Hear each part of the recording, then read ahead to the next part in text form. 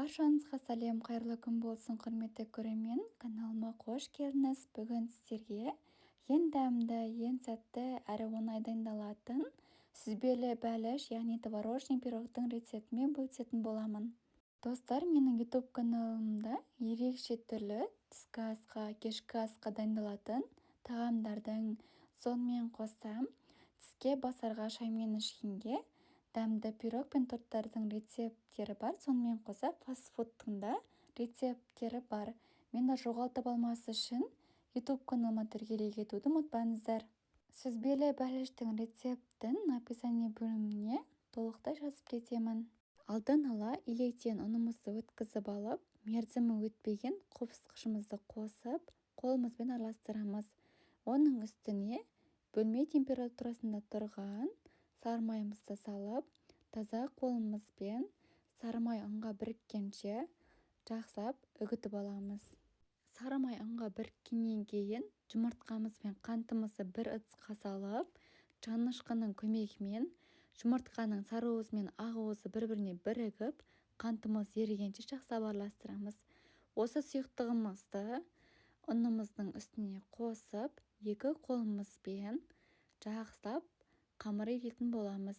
Достар, өздеріңіз видеода көріп тұрғандай қамырды толықтай илеп болдым, яғни ұнымыз бен сұйықтығымыз бір-біріне қосылып, осындай қолға жабыспайтындай жұмсақ қамыр дайын болды. Енді осыны сыртына пакет кигізіп, тоңазытқышқа, яғни холодильникке 30 минутқа демалдырамыз. Оған дейін салмасын дайындайтын боламыз. Ең алдымен сүзбеміздің үстіне жүгері немесе кукуруз крахмалын қосамыз. Одан соң бір жұмыртқамызды, қантымызды және де 20% қаймағымызды қосамыз. Қоспалардың барлығын ыдысымызға салып болғаннан кейін миксердің баяу қозғалысынан бастап қатты қозғалысына дейін араластырамыз. Достар, мен тағы да бір жұмыртқа қосып жатырмын. Неге десеңіздер, менің жаңа алдын қосқан бір жұмыртқам кішкентай болатын, сондықтан да жұмыртқа майда болғаннан кейін неге қостым. Егер де сіздердің жұмыртқаларыңыз үлкен болатын болса, біреу қоссаңыздар жеткілікті. 30 минут тоңазытқышта тұрған қамырымызды алып, астына пергамент қағазын төсеп, оқтаудың көмегімен бір кергі етіп жаятын боламыз. Жайылған қамырды печканың формасына орналастырып, салмасы ағып кетпейтіндей етіп, шеттерін қоршайтын боламыз. Өздеріңіз видеода көріп тұрсыздар. Енді дайын болған қамырымыздың үстіне салмасын салып, лопатканың немесе шпательдің көмегімен тегістейтін боламыз. Печкамыз алдын ала қыздырып, сүзбелі бәлішті 180 градуста 35 минут көлемінде пісіріп аламыз. Әркімде пеш әрқалай, сондықтан да мұқият болыңыздар.